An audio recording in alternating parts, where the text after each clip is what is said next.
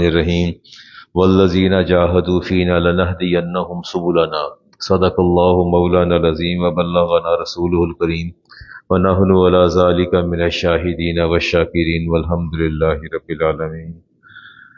مولا صلی وسلم دائما ابدا علی حبیبی کا خیر الخلق کلہم والحبیب الذی ترجى شفاعته لکل حول من الاحوال مقتحم۔ یا ربی بالمصطفیٰ بلغ مقاصدنا واغفر لنا ما مات یا واسع الکرم یا اکرم الخلق ما لمن نلوذ به سواک عند حلول الحادث الامم۔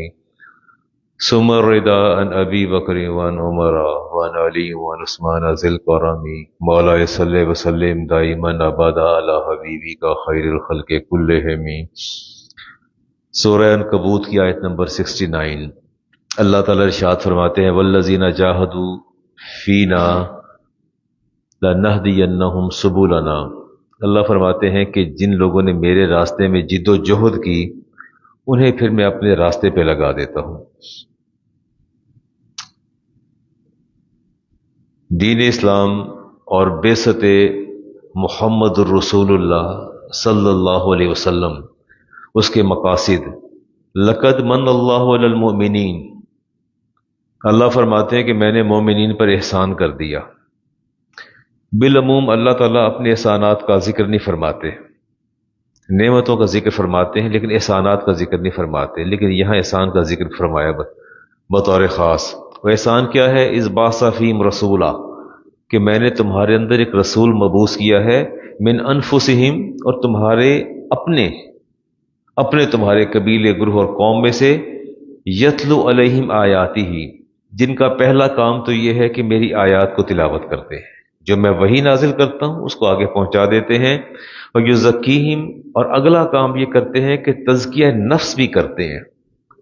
پہلا مرحلہ علم کا، دوسرا مرحلہ تطہیر کا، پیوریفیکیشن کا، تزکیے کا، جسے آپ احسان کہہ لیں۔ فرماتے ہیں کہ اب دو چیزیں ہیں جی، اساس ہے تصوف کی، پہلی قرب خداوندی اور معرفت خداوندی۔ پہلا علم ہے، اور علم کے بعد جو ہے وہ دوسرا آپ کی تطہیر اور تزکیہ نفس اور پیوریفیکیشن آتی ہے۔ آج سے کوئی 55-56 سال پہلے جب میں چھوٹا تھا تو تعلیم و تربیت کا بڑا لفظ آتا تھا کہ تربیت کرنی چاہیے، تربیت ہونی چاہیے، بڑا زور تھا ڈاکٹر ظہور صاحب تربیت پر، بچوں کی تربیت پر، ہماری تربیت پر بڑا والدین توجہ دیتے تھے۔ اب علم تو ہے، تربیت نہیں ہے۔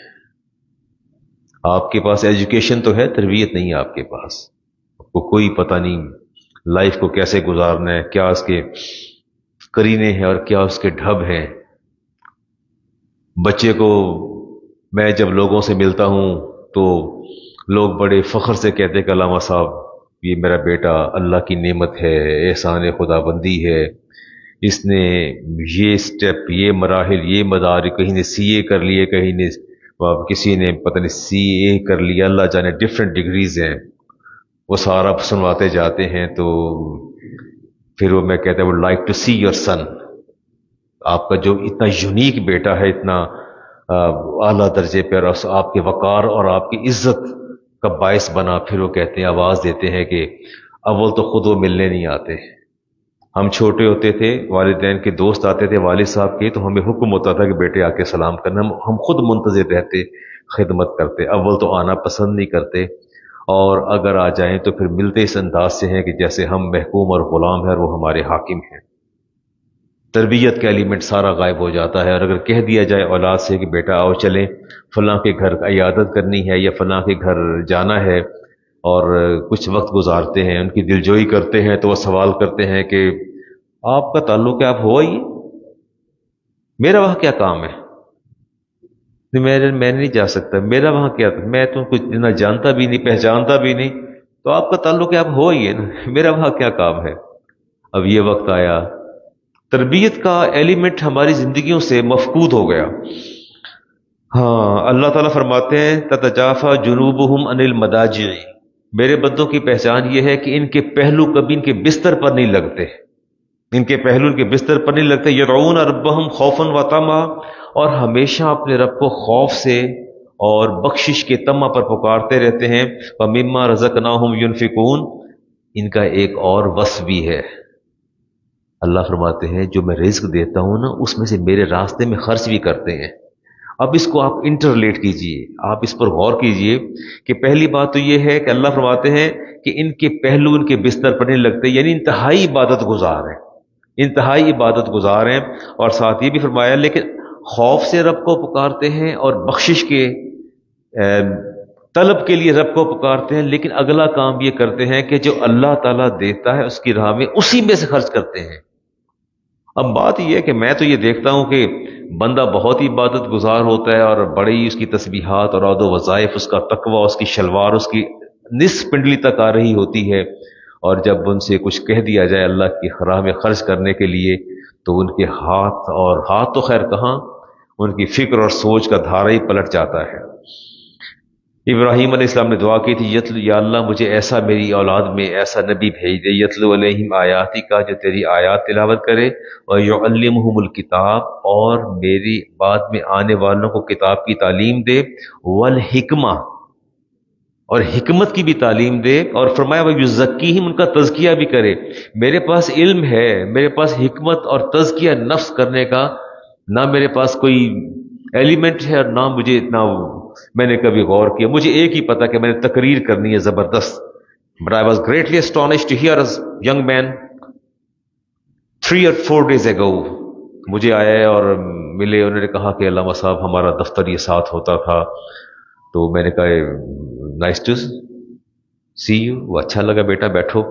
اور اس دن ہمارے مدرسے میں پروگرام تھا اور کوئی لنگر کا بھی اہتمام تھا، تو میں نے کہا کہ بچے کو روکیے، اس کو کھلائیے بھی صحیح اور لنگر بھی دیجیے گا. تو کچھ چند لمحے ان کی رفاقت میں مجھے بھی میسر آئے اور میں بیٹھ گیا. تو میں نے کتنے سال جمعہ پڑھا ہے؟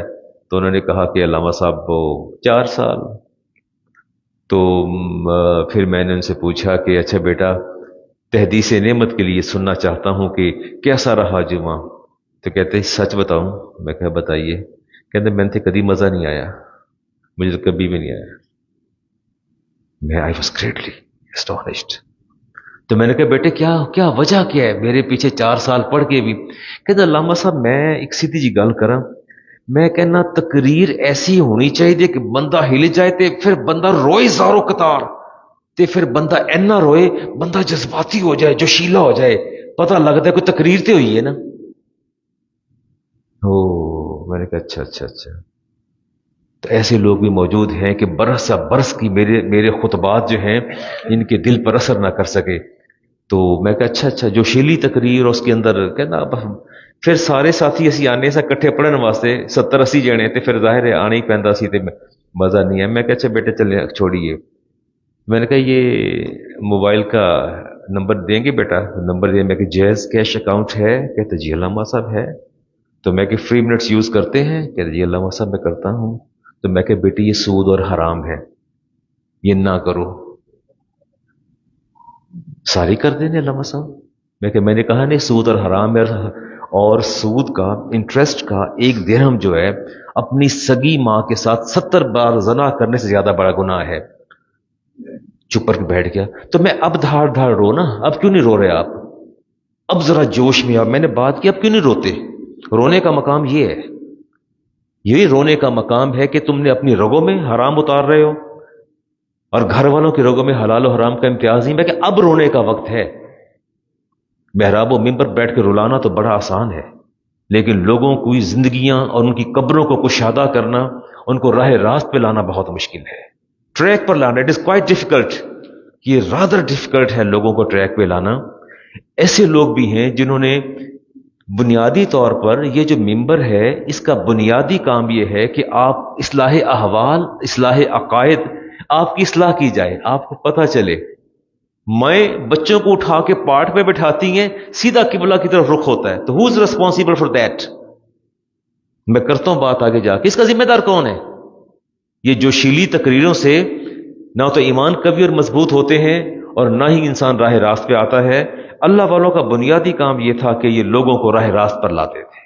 اہل اللہ کا بنیادی کام تھا، یہ لوگوں کو راہ راست پر لاتے تھے۔ رسالت مآب علیہ السلام نے ارشاد فرمایا، حارثہ بن زید گزر رہے تھے، فرمایا عبد نور اللہ قلبہ بالایمان، فرمایا وہ دیکھو کون جا رہا ہے، فرمایا یہ بندہ وہ ہے جس کا دل اللہ نے ایمان سے روشن کر رکھا ہے۔ آپ نے اشارہ فرمایا، اور اشارہ فرمانے کا فرمایا جیسے سورج کو دیکھ کے چاند روشن ہوتا ہے، اس کو دیکھنے والے کا دل ایمان سے منور ہو جاتا ہے۔ یہ نبی کریم علیہ السلام نے اپنے صحابی حارثہ بن نعمان کے لیے ارشاد فرمایا۔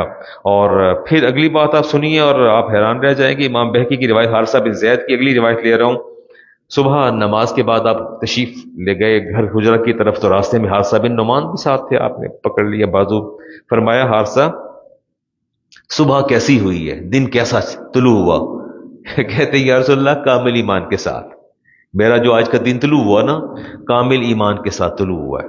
تو آپ نے اس سے پوچھا کہ یا حارثہ تو ان لکل شیء حقیقت، ہر چیز کی کوئی نہ کوئی ریئلٹی اور حقیقت ہوتی ہے، فرمایا فما حقیقت ایمانی کا، تیرے ایمان کی کیا؟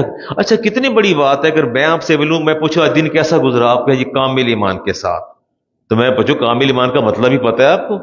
آپ جو کہتے ہیں کامل ایمان سے میرا دن گزرا، فرمایا کہ تیرے ایمان کی حقیقت کیا ہے؟ کہتے ہیں فقال عزلت وحرفت نفسی الدنیا، میں نے اپنے نفس اور اپنی ذات کو دنیا سے الگ کر لیا ہے، دنیا کی حس سے، طلب سے، دنیا کے مناصب سے، حب جاہ سے میں نے اپنے نفس کو، اپنی ذات کو الگ کر دیا۔ تو فرمایا کہ تو نے جو دنیا سے اپنے آپ کو الگ کر لیا ہے، تو کیا تیرے اندر کوئی ایسے خصائص پیدا ہو گئے ہیں جو آپ کو میرے دیگر صحابہ سے ممتاز اور ممیز کر دیں؟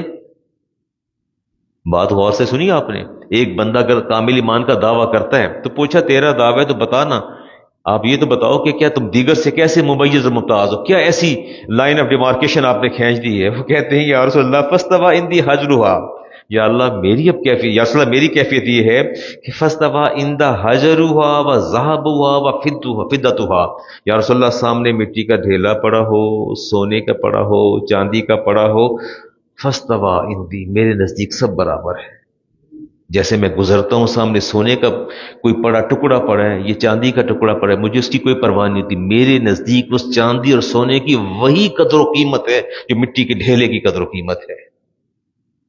فرمایا ومدروا، تو فرمایا پھر یہ اس کیفیت جو تیری ہے، اس نے تجھے کوئی رزلٹ دیا، کوئی ثمر دیا؟ کہتے یا رسول اللہ بتا دوں آپ کو؟ کہتے یا رسول اللہ حتیٰ صرتو کأنی الی عرش ربی بارزا، یا رسول اللہ میں آسمان کی طرف اٹھاتا ہوں تو رب کے عرش کو بے حجاب دیکھتا ہوں،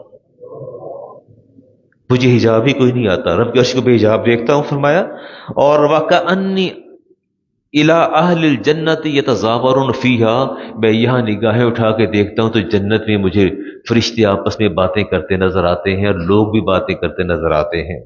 وکأنی الی اہل النار یتدارعون، اور مجھے جہنم کو دیکھتا ہوں تو وہاں مجھے لوگ جھگڑتے اور عذاب مبتلا نظر آتے ہیں۔ رسالت مآب علیہ السلام نے یہ نہیں فرمایا کہ اللہ کا رسول میں ہوں، نبی میں ہوں، اور عرش کو تم دیکھ رہے ہو، جنت جہنم آپ دیکھ رہے ہیں۔ فرمایا یا حارثہ تو عرفتہ، تم نے جو دیکھا، جو پہچانا، بالکل صحیح پہچانا، فلزم، میں تجھے حکم دیتا ہوں کہ اپنی اس کیفیت کو برقرار رکھنا،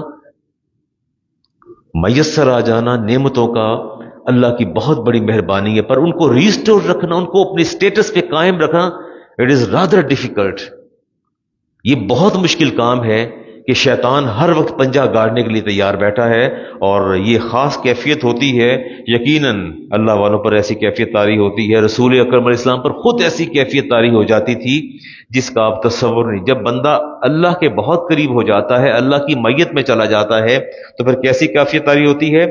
صدیقہ کائنات فرماتی ہیں کہ جب اذان آتی تھی تو میرے نبی کی کیفیت بدل جاتی تھی، چہرے کا رنگ بھی متغیر ہو جاتا تھا، اور اس کے بعد جب کبھی گھر میں نوافل کے لیے کھڑے ہوتے تو تجلیات الہی کا ایسا ظہور ہوتا تھا، آپ اتنے منہمک ہو جاتے تھے کہ کسی کو نہیں پہچانتے تھے۔ فرماتی ہیں کہ اذان ہوئی اور آپ نے گھر میں کوئی نوافل شروع کیے، اور میں پاس گئی، مجھے کوئی بات یاد آ گئی، میں نے آپ سے سوال کرنا چاہا تو آپ نے مجھے جواب نہیں دیا، میں نے پھر بات کی، فرمایا من انتے، کون ہو تم؟ پوچھا من انتے، کون ہو تم؟ عرض کیا آنا عائشہ، تو میں عائشہ ہوں۔ من عائشہ؟ عائشہ کون؟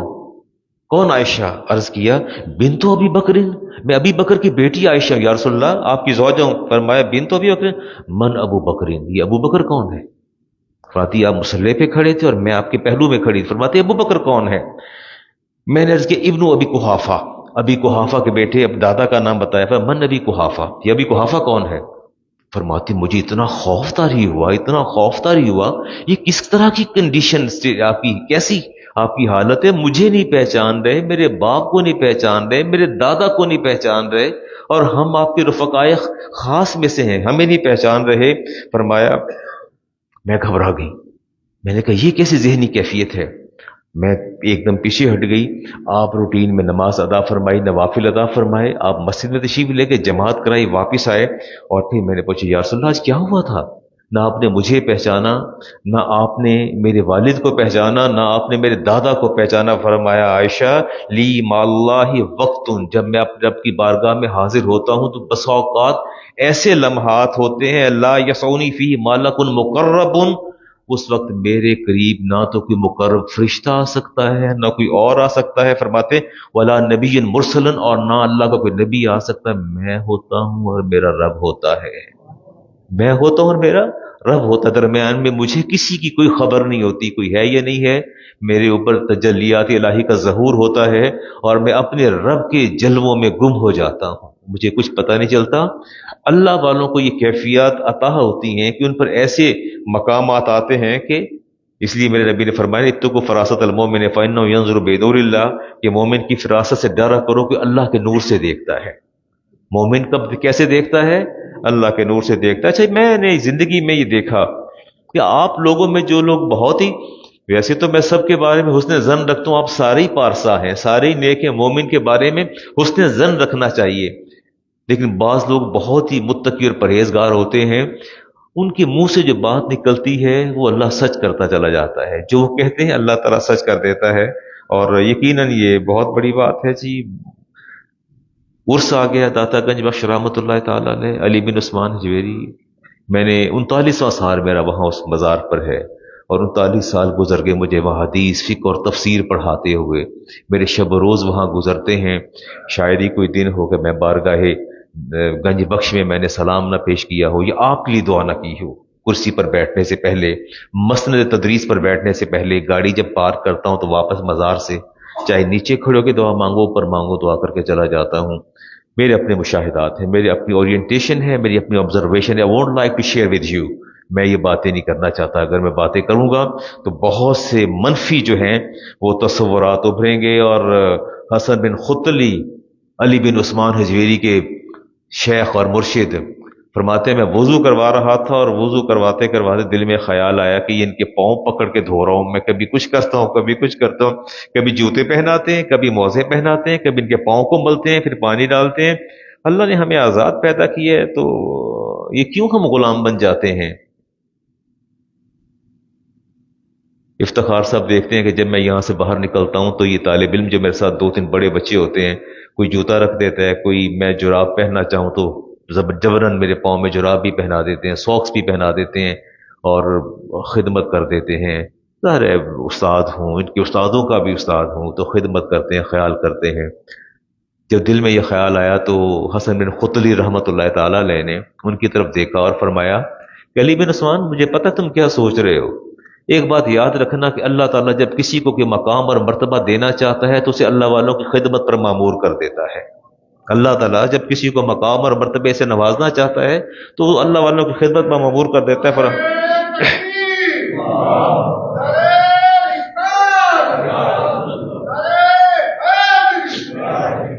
التصوف کلہ ادب، تصوف پورے کا پورا ادب ہے، لکل وقت ادب ولکل مقام ادب ولکل حال ادب۔ تصوف جو ہے ان ریئل یہ پورا کا پورا ادب ہے، پورے کے پورے ادب اس کا کرینہ ہے۔ اور حبیب اجمی سے کسی نے پوچھا کہ میری 1 یا 2 نمازیں قضا ہوئی، بٹ آئی ڈونٹ ریمبر، میری کون سی نماز، وچ ون از لاسٹ، نمازیں میری قضا ہوئی ہیں ایک، پر یہ نہیں پتہ چلتا، اور میں کیا کروں۔ امام شافعی احمد بن حنبل دونوں موجود تھے تو آپ نے فرمایا کہ پانچوں نمازیں دوبارہ پڑھو. یہ اللہ والوں کی اپنی باتیں ہوتی ہیں. مجھ سے پوچھیں گے مولانا ایک نماز قضا ہوئی تو میں کہوں گا ریمائنڈ کیجئے. مجھ سے اگر فتویٰ پوچھیں گے تو میں کہوں گا آپ ایسا کریں. جو غالب گمان ہے نا، غالب گمان، شریعت یہ کہتی ہے جہاں آپ کو بار بار چیز سٹرائک کر رہی ہے مائنڈ کے اندر کہ فلاں نماز قضا ہوئی تو میں کہ وہ آپ نماز ادا کر لیں. انہوں نے کہا نہیں، پانچوں پوری پڑھو. پوچھا کیوں پانچوں کی پوری پڑھیں؟ فرمایا اپنے مالک سے غافل ہو گئے ہو. تیرے مالک سے غافل ہونے کی سزا یہ ہے کہ تو پانچوں دوبارہ پڑھ.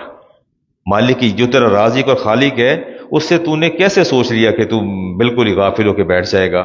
داتا گنج بخش رحمۃ اللہ تعالیٰ علیہ باتیں بعض اوقات بہت سخت باتیں کرتے ہیں جس کا میں اب ذکر کرنے جا رہا ہوں اور پتہ نہیں اب میں. اچھا یہ لوگ بڑے بادب ہوتے تھے. وحید بستامی رحمۃ اللہ تعالیٰ علیہ آپ کشف المعجوب میں لکھا، آپ نے سنا کہ اللہ کا ولی ہے. اس ولی کی زیارت کرنے کے لیے گئے اور مسجد میں ٹھہرے. جب نماز کا وقت آیا تو وہ نماز سے پہلے تشریف لائے اور با یزید بستامی فرماتے ہیں کہ انہوں نے پانی منہ میں لے کے نا قبلہ کی جانب کلی کی. کس کی جانب؟ تھوک پھینکا، یوں کہہ لیں. آپ واپس چل دیے، اس کے پیچھے نماز نہیں ادا کی با یزید بستامی نے. انہوں نے روک کے پوچھا کہ آپ مہمان ہیں، کہاں سے آئے اور چل کیوں دیے؟ انہوں نے جواب دیا میں نے سنا تھا یہ اللہ کا بہت بڑا ولی رہتا ہے تو میں تو آپ کی زیارت کرنے آیا تھا، اب میں واپس جا رہا ہوں.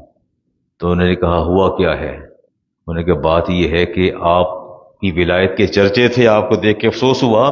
حاذا راجل، فرمایا تم وہ شخص ہو غیر مامون علی ادب من آداب الشریعہ، جس بندے کو شریعت کے آداب کی پاسداری نہیں، وہ رب کی کیفا امین علی اسرار الحق، جو اپنے نبی کی شریعت کی پابندی نہ کر سکا وہ اپنے رب کے رازوں کی پابندی کیا کرے گا؟ اس کو کیسے اپنے سینوں میں چھپا کے رکھے گا؟ وہ آپ چلے گئے وہاں سے. ایک دو باتیں سخت کر لوں سخت باتیں. یہ جو آپ پیروں کے پیچھے بھاگ رہے ہوتے ہیں، پرلے درجے کے جاہل، نہ دین کا پتہ، نہ دنیا کا پتہ، نہ وضو کا پتہ، نہ طہارت کا پتہ، نہ فقہ کا پتہ، نہ مسائل کا پتہ، تو چوم چوم کے تو آپ پاگل ہوئے چلے جا رہے ہوتے ہیں. 15 آگے بھاگ رہے ہیں، 15 پیچھے بھاگ رہے ہیں، 15 دائیں ہیں، 15 بائیں ہیں. کوئی ٹائر چوم رہا ہے، کوئی گاڑی کا بونٹ کو چوم رہا ہے. اور پیر صاحب جو ہیں انہیں کہہ دیں قرآن کریم کی ایک آیت کو ٹرانسلیٹ تو کر دیں، انہیں کوئی فقہ کا مسئلہ تو بتا دیں، کچھ تو کہہ دیں. لیکن آپ کو میں کیسے سمجھاؤں؟ میں بھی ساتھ ہوتا ہوں. پیر صاحب کوئی تشریف لے آتے ہیں تو آپ دیوانے ہو جاتے ہیں. آپ اپنے پیرامیٹرز میں نہیں رہتے، چومی جا رہے ہیں دیوانوں کی طرح. حضرت صاحب، سائیں جی، سائیں سرکار نہ جانے کیا کیا کرتے رہتے ہیں. اور جو ساتھ عالم دین کھڑا ہے جس کے برس مسلح پہ بیت گئے، دین پڑھاتے بیت گئے، وہ تو نظر اٹھا کے نہیں دیکھتے، پرواہ نہیں کرتے. پیر صاحب لینڈ کروزر سے اترے ہیں، یہ جا وہ جا، نذرانے لیے اور چلے گئے.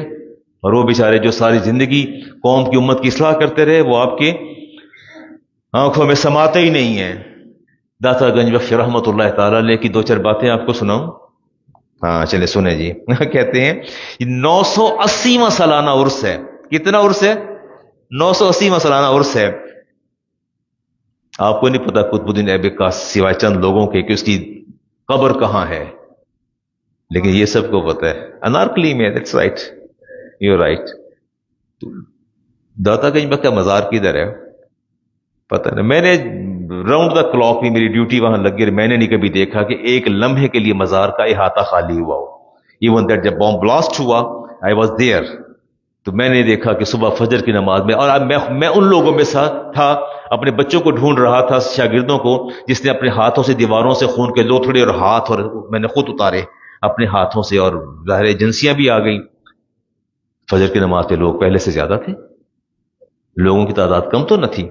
اچھا آپ بڑی اچھی بات فرماتے ہیں. آپ فرماتے ہیں کہ کچھ لوگ ایسے ہیں جو علم کو عمل پر مقدم کرتے ہیں، اور کچھ ایسے ہیں جو عمل کو علم پر مقدم کرتے ہیں. فرماتے ہیں دونوں غلط ہیں. صاحبان علم حاصل کرتے ہیں. وضو کر کے اگر 1 رکعت بھی نماز ادا نہ کی جائے وہ وضو نفع نہیں دیتا. جی آپ کہتے ہیں 3 طبقات سے آپ نے اجتناب کرنا ہے. جی میں کوشش کرتا ہوں بات ختم کروں. آپ فرماتے ہیں کشف المعجوب میں 3 طرح کے طبقات یو ہیو ٹو اوائڈ. تین طرح کے طبقات ہیں جن سے آپ نے بچنا ہے. کہتے ہیں پہلے کون ہے جی؟ علماء الغافلین. غافل علماء سے آپ نے بچنا ہے. کس سے بچنا ہے آپ نے؟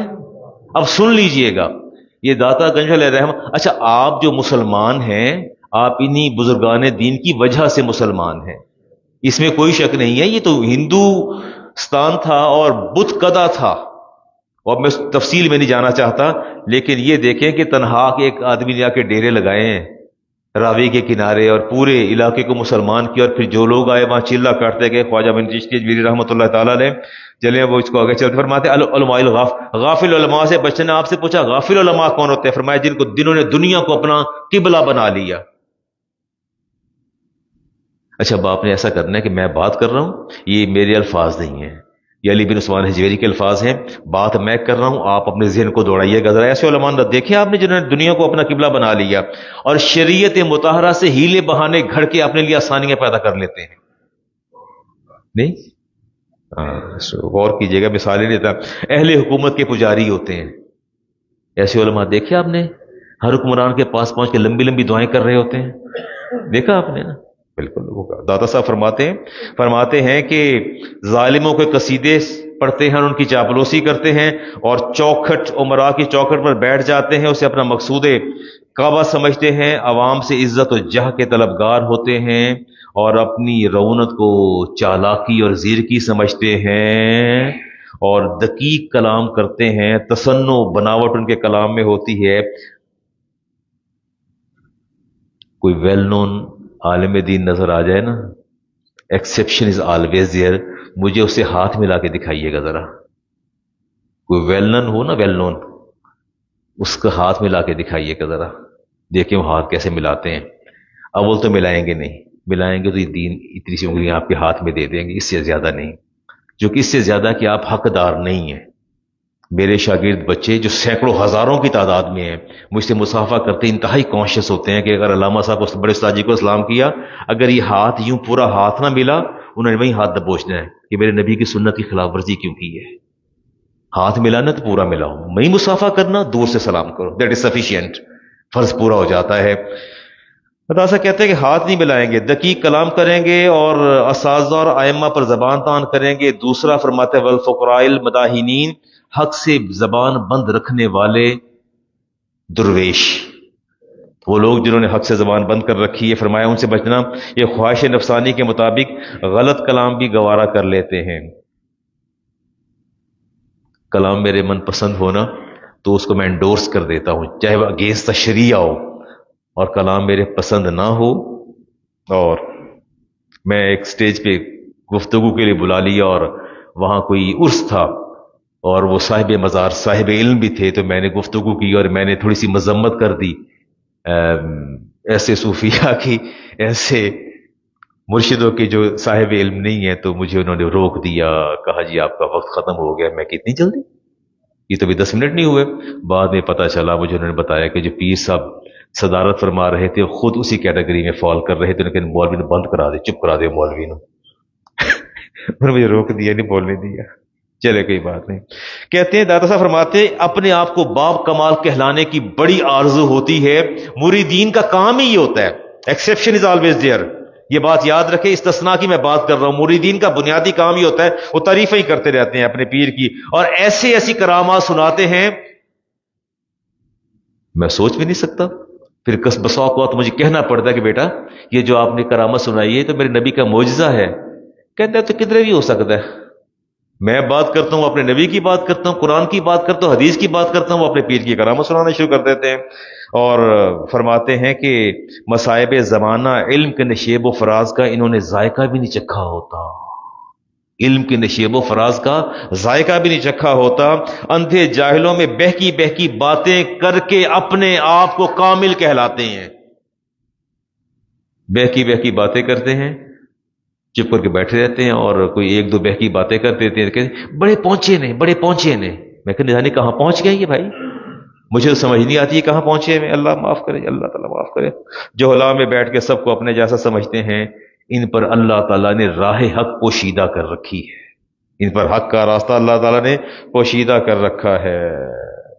داتا گنج بخش رحمۃ اللہ تعالی علیہ فرماتے ہیں کہ میں ملک شام میں بلال حبشی رضی اللہ تعالیٰ عنہ کہ میں روزہ پر تھا، اور فرماتے میری آنکھ لگ گئی، میں نے مزار کے ساتھ آنکھ لگائی تو ٹیک لگا لی، غنودگی چھا گئی، تو فرماتے میں نے دیکھا کہ رسالت امام علیہ السلام نے اپنے سینے کے ساتھ ایک بزرگ کو لگا رکھا سفید داڑھی، تو میں نے پوچھا جو آپ کے ساتھ آپ کے رفقا تھے نبی کریم علیہ السلام کے پہلو میں کون ہے؟ تو انہیں بتایا گیا کہ یہ آپ کے علاقے کے امام ابو حنیفہ رحمۃ اللہ تعالی علیہ، یہ انہوں نے کشف المحجوب میں لکھا۔ دیکھ لیں یہ آپ کے سب کانٹیننٹ میں سارے حنفی ہیں، احناف ہی ہیں سارے جی۔ میں دیکھیں کوئی اور بات کرتا ہوں۔ اگلا کام انہوں نے اس مسجد کے اندر مدرسہ قائم کیا جس کا نام رکھا جامعہ حجویریہ۔ کیا نام رکھا؟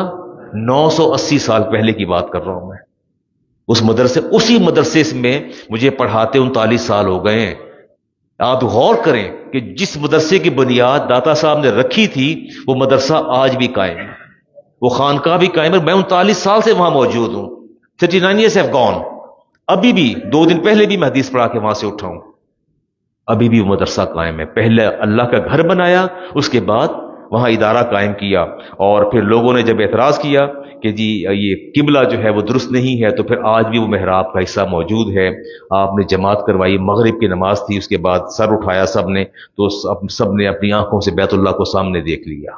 یہ اللہ کے ولی کی کرامت ہوتی ہے۔ علامہ اقبال نے کہا تھا افلاک سے آتا ہے نالوں کا جواب آخر، افلاک سے آتا ہے نالوں کا جواب آخر، کرتے ہیں خطاب آخر، اٹھتے ہیں حجاب آخر، خلوت کی گھڑی گزری جلوت کی گھڑی آئی، چھٹنے کو ہے بجلی سے آغوش صحاب آخر۔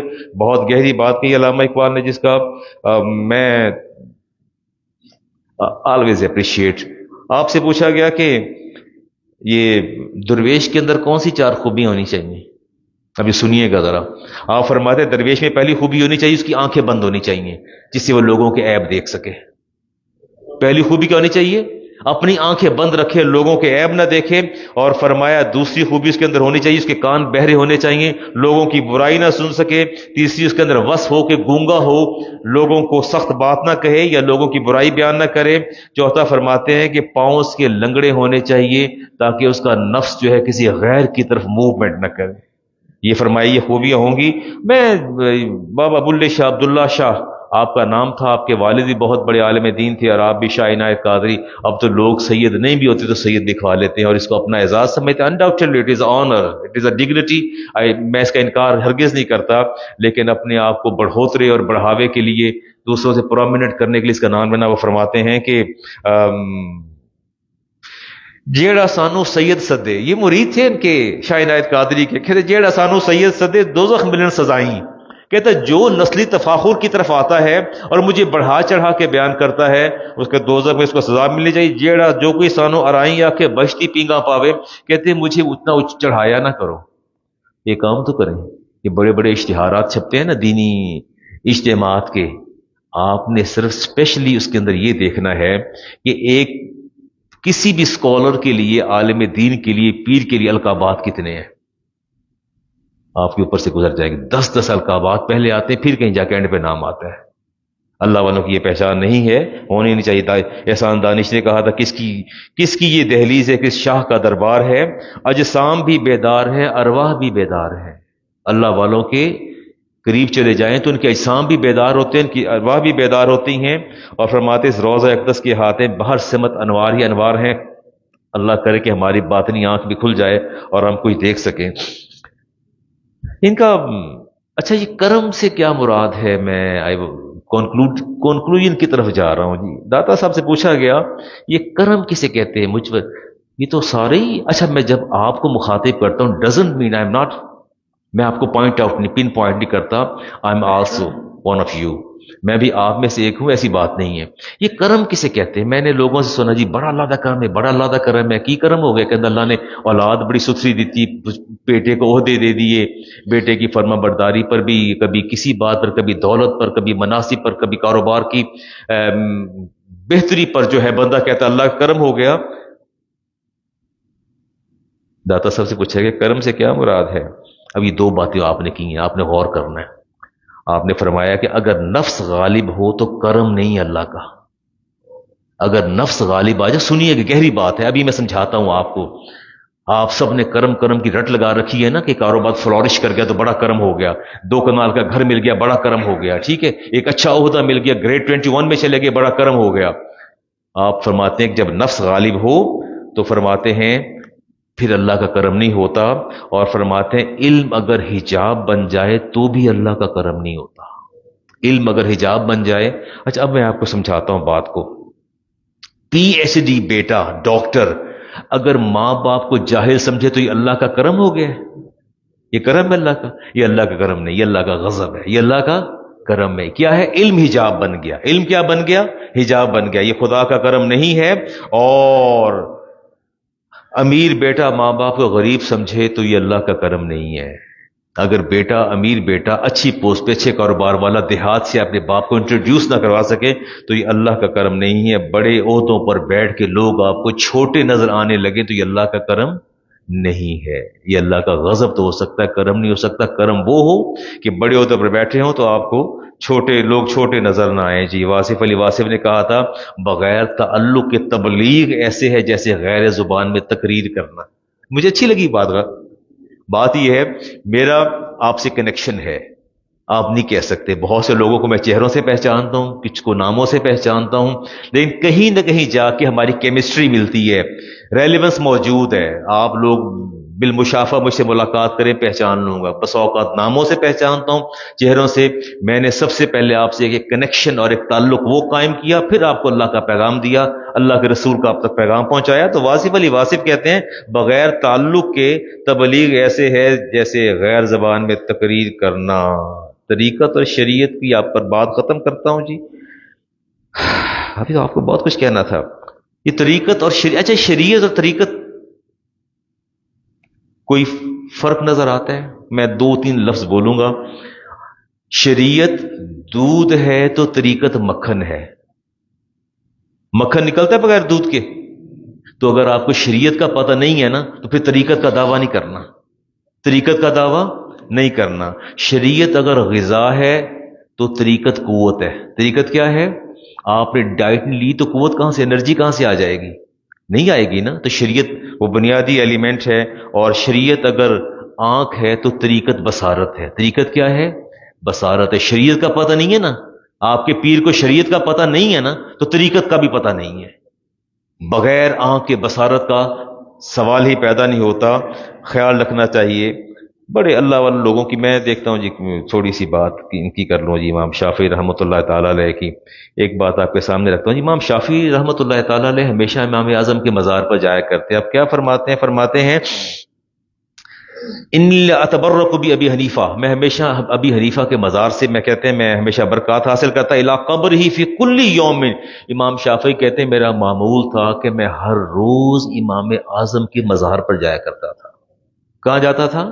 امام اعظم کے مزار پہ جاتا تھا. فی کل یوم یعنی زائرن فاذا اریدت لحاجتا، جب مجھے کوئی حاجت پیش آتی، کوئی مشکل آتی، صلیت رکعتین، میں 2 رکعت نماز ادا کرتا. وجئت الی قبرہ، نفل پڑھتا. نفل پڑھنے کے بعد آپ کی قبر پہ آ جاتا، مزار پہ آ جاتا. وسألت اللہ تعالی حاجت، اور میں اللہ سے اپنی حاجت. یہ میں آپ کو مزارات پر جانے کا طریقہ بتا رہا ہوں. پہلے کیا کرنا ہے؟ مسجد میں 2 نفل ادا کرنے، پھر صاحب مزار کے پاس آ جانا ہے. اور کیا فرماتے ہیں؟ وسألت اللہ تعالی. پھر کس سے مانگنا ہے؟ کس سے مانگنا ہے؟ کس سے مانگنا ہے؟ بھولیں گے تو نہیں. امام شافعی فرماتے ہیں میں امام اعظم کے مزار پہ آ کے اللہ سے مانگا کرتا تھا حاجت. وَإِنْدَهُ فَمَا تَبْعُدُ عَنِّي حَتَّى تُقْضَى. ابھی میرے قدم واپس بھی نہیں لوٹتے تھے امام اعظم کے مزار سے تو فرماتے ہیں اللہ میری حاجت پوری فرما دیتا تھا. اہل اللہ کے مزارات میں چلے جائے کریں، کوئی ایسی بات نہیں ہوتی. ویسا نہیں، کوئی اتنی بھی ریجیڈیٹی اور اچھی نہیں ہوتی. اور میں تو امام بخاری رحمۃ اللہ تعالی علیہ، قرآن کریم کے بعد سب سے صحیح کتاب کون سی ہے؟ بخاری شریف. ٹھیک ہے نا. اب دیکھیے امام بخاری، میں تفصیل میں نہیں جاتا. امام بخاری نابینا تھے، پتہ ہے آپ کو؟ امام بخاری نابینا تھے. بینائی کیسے آئی؟ آپ کی والدہ دن رات روتی تھی اور فرماتی ہیں کہ میں دن رات روتی دعائیں کرتی، اور فرات والدتہ فی المنام ابراہیم خلیل اللہ، خواب میں ابراہیم خلیل اللہ کو دیکھا، فقال لها یا هذه قد رد اللہ علی ابنک بصرہ، خواب میں ابراہیم علیہ السلام تشریف لائے اور کیا فرمائے، لفظ سنیے غور سے، فرمایا قد رد اللہ، اے بی بی اٹھ جا، اللہ نے تیرے بیٹے کی بینائی لوٹا دی ہے۔ فرمایا کیوں لوٹائی؟ لے کثرتی بکائی کے، کہ تو بہت روتی تھی، اور دعائی کے تیری دعاؤں کے سبب اللہ نے تیرے بیٹے کی بینائی لوٹا دی۔ اس بیٹے نے دنیا اسلام میں تہلکہ مچا دیا، اور قرآن کریم کے بعد سب سے صحیح کتاب بخاری شریف تحریر کی۔ اللہ تعالیٰ جب کسی کا بازو پکڑتا ہے کیسے پکڑتا ہے، اور وہاں جب قحط پڑا اور قحط کا کوئی حل نہ نکلا، نماز استسقاء پڑھتے رہے۔ اب میں یہ لے رہا ہوں جی امام زاہبی کی روایت لے رہا ہوں جی، فرماتے ہیں کہ ہم نے ان سے کہا کہ جاؤ امام اعظم کے مزار پہ چلے جاؤ۔ مزار پہ جب چلے گئے، فبکن فاص اللہ یسکینا، اللہ تعالیٰ آپ پر کرم کر دے گا، بارش بھیج دے گا۔ فبکن ناس عند القبر، اور آپ کہتے ہیں لوگ جا کے امام بخاری کے مزار پر روئے اور زارو قطار وتشفع بصاحب ہی، اور صاحب مزار کا واسطہ دے کے دعا مانگی، اور دعا مانگنے کے بعد کہتے ہیں فاصل اللہ تعالی السمائی بمائن عظیم غزیر، اللہ تعالیٰ نے اتنی بارش برسائی کہ دعا کے لیے وہاں آنے والے 3 دن واپس اپنی بستی میں نہیں جا سکے۔ اہل اللہ کے مزار پہ چلے جایا کریں، کوئی بات نہیں، وہاں اللہ کی رحمتیں برستی ہیں۔ اگر وہاں جانا شرک ہوتا تو سب سے بڑا مشرک تو آپ کے ممبر پر بیٹھا ہے، جس کو آپ ہر ہفتے سنتے ہیں۔ اگر وہاں جانا شرک ہوتا، آپ کا جانا وہاں شرک ہو گیا چند لمحوں کے لیے، تو جو مستقل 39 سال سے وہاں بیٹھا ہے، کبھی مجھے بھی شرک کرتے دیکھا ہے آپ نے؟ چلے کال کر کے بتا دیجئے گا، ویسے مشکل لگ رہا تھا مجھے میں کون سا شرک نظر آتا ہے آپ کو؟ میں تو توحید کا سب سے بڑا دائی ہوں جی۔ کچھ تھوڑی باتیں کر لیں جی آپ سے۔ یہ واش روم کا رخ جو ہے، اب چلے الرٹ ہو جائیے، میں تقریر ختم کر لیے، اب آپ سے سوال جواب کرتا ہوں جی۔ یہ واش روم کا رخ کس طرف ہونا چاہیے؟ یہ سوال آیا تھا، اس کا جواب میں نے نکال لیا، لکھ لیا۔ قبلہ کی طرف یہ آپ کے فلش کا رخ کس طرف ہونا چاہیے؟ میں نے خود فزیکلی دیکھا ہوٹلز کے اندر میں نے دیکھا کہ رخ قبلہ کی طرف ہے۔ یہ غلط ہے؟ تو اگر ایسا کر لیجئے، فلش کو روٹیٹ کر کے پیٹھ قبلہ کی طرف کر لیں تو رخ ادھر کر لیں، از اٹ رائٹ؟ تو کوئی اس پر قوی دلیل آپ چلیں آئیے جی دلیل لیتے ہیں۔ ابھی ایوب انصاری حدیث کے راوی ہیں، اور امام مسلم نے نقل کیا حدیث کا نمبر 264، سنیے گا ذرا، اب الرٹ رہیے گا۔ فرماتے ہیں قول نبی علیہ السلام اذا آتیتم الغائط، جب تم واش روم کرنے کے لیے، حاجت کے لیے جب تم آؤ، فلا تستقبلوا القبلۃ ولا تستدبروها، میں تمہیں رب کا رسول منع کرتا ہوں، نہ تم نے قبلہ کی طرف رخ کرنا ہے نہ پیٹھ کرنی ہے۔ ٹھیک ہو گیا؟ حدیث کا نمبر میں نے آپ کو بتا دیا۔ ولیکن فرمایا شارقو او غاربو، آپ نے شمالن جنوبن اپنے ڈائریکشن کرنی ہے، آپ نے قبلہ کی طرف نہ رخ کرنا ہے اور نہ ہی آپ نے پیٹھ کرنی ہے۔ اور ایک بات آپ منظور صاحب سے پوچھ لیتے ہیں، منظور صاحب اور کرامت صاحب بتائیں، وہ چلیں فلش تو آپ نے لگا لیا، آپ ایسے لگا لیا، تو شاور آپ نے اس طرف لگا لیا ہے، اور یہ کیا کریں؟ جب آپ نے کپڑے اتارنے، شاور یہاں لگ گیا، جس طرف شاور ہے فلش کا رخ ایسے ہے، آپ بتائیے کیا کدھر منہ کر کے نہانا چاہیے؟ موسٹلی آپ کی ڈائریکشن کہاں ہوتی ہے؟ جب شاور آتا ہے اوپر سے تو شاور کی طرف آپ یہ کندھا کر دیتے ہیں، یہ کیا کرتے ہیں، کیسے کرتے ہیں؟ شاور کہاں جاتا، کہاں لگنا چاہیے شاور؟ ظاہر ہے جب شاور قبلہ کی طرف ہوگا تو آپ بے حجاب ہو کے ادھر ہی منہ کر کے نہائیں گے نا، ادھر ہی آپ کا وہ صابن یا شیمپو رکھا ہے، ادھر ہی آپ کا وہ ہے، فلش کا رخ تو ڈائریکشن ایسے ہے، لیکن شاور آپ نے ایسے لگا دیا، تو کیا قبلہ کی طرف جو ہے، یہ تو فقہ میں نے بہت پڑھایا، منہ کر کے نہا لینا چاہیے بغیر کپڑوں کے؟ تو پھر ادھر لگا لیتے ہیں، ادھر پیٹھ کر لیتے ہیں۔ ٹھیک ہے، بات تو کریں میرے ساتھ، آپ تو بات ہی نہیں کر رہے۔ بی کیئرفل، اپنے واش روم جب آپ کا کانٹریکٹر آتا ہے اسے ڈائریکشن دیں کہ خبردار میرے واش روم کا نہ فلش اور کموڈ یا میرا یہ شاور، ان کی ڈائریکشن قبلہ کی طرف نہیں ہوگی. حدیث پڑھ دی میں نے. رسالت امام علیہ السلام نے فرمایا کہ ہم، اچھا یہ ابو ایوب انصاری فرماتے ہیں کہ ہم ملک شام گئے، وہاں قبلہ کی جانب بیت الخلاء بنے ہوئے تھے. کیا بنے ہوئے تھے جی؟ فقدمنا الشام فوجدنا مراحیض قد بنیت. فرمایا ہم حیران رہ گئے شام میں جا کے، شام میں جو سارے ان کے فلش تھے ان کا رخ قبلہ کی طرف تھا. تو ابو ایوب انصاری سے پوچھا کہ تب وہاں کیا کرتے تھے؟ فرماتے ہیں فنحرف عنها، ہم اپنی ڈائریکشن چینج کر لیتے تھے. اپنی ڈائریکشن کیا کر لیتے؟ میں امام مسلم کی حدیث لے رہا ہوں، صحابی رسول کی بات کر رہا ہوں. فرمایا ہم اپنی ڈائریکشن، کہیں ایسا اتفاق ہو بھی جائے ملک سے باہر ہوں یا کسی ایسے ہوٹل ریسٹورنٹ پہ چلے جائیں جہاں ڈائریکشن کا خیال نہ ہو، تو آپ کیا کریں گے؟ Direction change. کیا کر لیں گے آپ؟ ڈائریکشن چینج کر لیں گے آپ. اگر فلش اس طرح لگا ہے آپ اس کو اس طرح شمال جنوب استعمال کریں گے. اس کے بعد باہر آ کے کیا کریں گے؟ نستغفر اللہ، ہم اللہ سے معافی مانگیں گے. اس سے کیا مانگیں گے؟ بخشش طلب کریں گے. ابو ایوب انصاری فرماتے ہیں کہ ہم اللہ سے بخشش طلب کرتے تھے، معافی مانگتے تھے. ابی ہریرہ فرماتے ہیں ان رسول اللہ صلی اللہ علیہ وسلم، نبی پاک سے فرماتے ہیں، ارشاد روایت کرتے ہیں، قول اذا جلس احدکم علی حاجتہ، جب تم میں سے کوئی حاجت کے لیے بیٹھے، فلا یستقبلوا القبلۃ ولا یستدبرها، میں تمہیں حکم دیتا ہوں تم میں سے کوئی نہ قبلہ کی طرف منہ کرے اور نہ ہی کیا کرے؟ پشت کرے. اور میرا گلا بیٹھ گیا جی. یہ آپ کی بہویں اور آپ کی بیٹیاں اور آپ کی بیگمات جھٹ پٹ سے پاٹ اٹھاتی ہیں، بچے کو بٹھا دیتی ہیں. نہیں، میں تو آپ کو دین سکھا رہا ہوں. میں نے خود دیکھا، میں نے ہزاروں لڑکیوں کو منع کیا، ہزاروں خواتین کو منع کیا. میں کہ بیٹا ہی کہا کہ پاٹ کی رخ چینج کرو، تو کہتے کیوں؟ وہ تو بچہ ہے. دلائل دیتی ہیں مجھے آگے سے. کیا دیتی ہیں؟ دلائل دیتی ہیں کہ بچہ تو پھر کیا ہوا.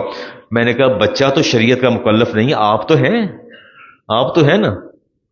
آپ اپنے گھروں کے اندر جب آپ کی خواتین اور آپ کی جو بھی گھر میں آپ کے خواتین یا ہیں، مائیں ہیں، بہنیں ہیں، بیٹیاں ہیں، انہیں روکیں. انہیں کہ نیتی کا ٹھیک نہیں.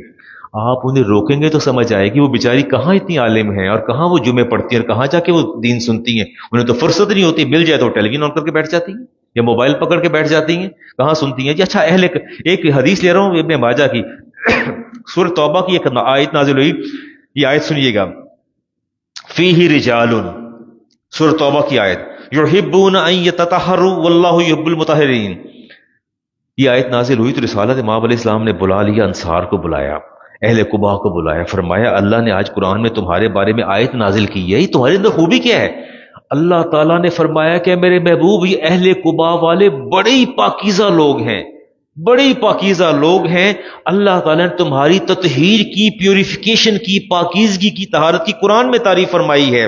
آپ نے عمر بن سعدہ کو بلایا، فرمایا اسے بلاؤ میرے پاس. عمر بن سعدہ کو فرمایا یہ میں نے، یا معاشر الانصار، اے انصار معاشر گروہ انصار، ان اللہ قد اثنى علیکم فی الطہور، اللہ نے تمہاری طہارت کا قرآن میں ذکر کر دیا کہ تم بڑے مطہر قسم کے لوگ ہو. فرمایا فما طہورکم، تم مجھے بھی تو بتاؤ نا ایسا کون سا عمل کر رہے ہو جو اللہ کو اتنا پسند آ گیا کہ اللہ نے اس کو قرآن کا حصہ بنا دیا. اب جواب سب نہیں ہے، وہ کہتے ہیں قالو، وہ بولے انصار بولے، اہل قباء بولے، کہتے ہیں نتودع للصلاۃ، ہم نماز کے لیے وضو کرتے ہیں. ہم نماز کے لیے کیا کرتے ہیں؟ وضو کرتے ہیں. وَيَغْتَسِلُ مِنَ الْجَنَابَةِ، اور جب ناپاک ہو جاتے ہیں تو ہم غسل کرتے ہیں. کہتے ہیں وَنَسْتَنْجِي بِالْمَاءِ، فرماتے ہیں اور جب ہم واش روم سے یا ہم جب سٹول پاس کرتے ہیں، سٹول پاس کرنے کے بعد نستنجی بالمائی، ہم پانی کے ساتھ، ہماری عورتیں بھی، اور ہم نے اپنا معمول بنا رکھا ہے کہ ہم اس کو پانی کے ساتھ طہارت حاصل کرتے ہیں. یہ ہمارا کمال ہے. فقال فہو زاغ، فرمایا ہاں یہی تمہاری بات اللہ کو پسند آئی ہے جس کی بنیاد پر اللہ تعالیٰ نے تمہارا قرآن میں تعریف کی ہے، قرآن کریم میں تعریف کی ہے. فرمایا استنزہ فعلیکمہ، فرمایا میں تمہیں حکم دیتا ہوں کہ اس عادت کو کبھی نہ چھوڑنا. جو لوگ استنجا طریقے سے کرتے ہیں، شریعت کے مطابق کرتے ہیں، اللہ نے ان کا قرآن کریم کے اندر ذکر فرمایا. بس چلتے چلتے میں نے باتیں تو بہت سی کرنی تھی، اب ایک بات اور کر لیتے ہیں. جی فارماسسٹ حضرات اپنا لائسنس دے دیتے ہیں، از اٹ رائٹ؟ اچھا مجھے آپ سے جو بطور خاص بات کرنی تھی، that is about the electronic cigarette. جسے آپ ای اسموکنگ کہہ لیں. مجھے I have to discuss it but due to shortage of time میں اس طرف نہیں جانا چاہتا. مجھے یاد کروا دیجئے کہ Maulana you have to discuss. You are smiling young guys, I am looking to you. بچے مسکرا رہے ہیں, میرا خیال ہے بڑی عجیب سی صورتحال ہے جی. یہ دخانی سگریٹ جو ہے, اور مجھے they are trying to convince me, مجھے قائل کرتے ہیں علامہ صاحب آپ کو نہیں پتا اس کے اندر ڈفرنٹ فلیورز ہوتے ہیں, اس میں دیر آر 500 اور مور دین 8000 فلیورز ان اٹ, اور 500 اس کی ڈفرنٹ اقسام ہے. پھر بیٹھ کے جو دلائل دیتے ہیں علامہ صاحب بیچارے نہ ادھر کے نہ ادھر کے, ان کا منہ ہی دیکھتے رہ جاتے ہیں. کبھی کچھ کہتے ہیں کبھی کچھ کہتے ہیں. الیکٹرانک سگریٹ جو ہے جی آپ کا 3 حصوں پر مشتمل ہوتا ہے میرا خیال ہے. It has 3 parts. پہلا اس کا پارٹ جو ہے وہ بیٹری ہے, اور دوسرا ایٹمائزر ہے, اور تیسرا ہیٹنگ ایلیمنٹ ہے. I will discuss in detail on the next Friday انشاءاللہ. اس کو ڈسکس کریں گے. میں اس کو یہ نہیں کہہ رہا کہ یہ سارے پینے والے حرام کر رہے ہیں, میں حرام نہیں کہہ رہا, میں سیف سائڈ لوں گا. And I would like to give you a safe passage also. میں آپ کو سیف پیسج بھی دوں گا, لیکن اپنے بچوں کو منع کروں گا کہ بیٹا دلائل نہ دے, مجھے دلائل سے قائل نہ کریں کہ میں لکھ دوں کہ پتر حلال ہے, پیتے جاؤ کرتے جاؤ. ہے 8000 اس کے وہ ٹیسٹ ہیں, اس کے برانڈیڈ ہیں, برانڈز ہیں. تو انشاءاللہ اس کو ڈسکس کریں گے. اب سنتے ادا کر لیں. آئیے.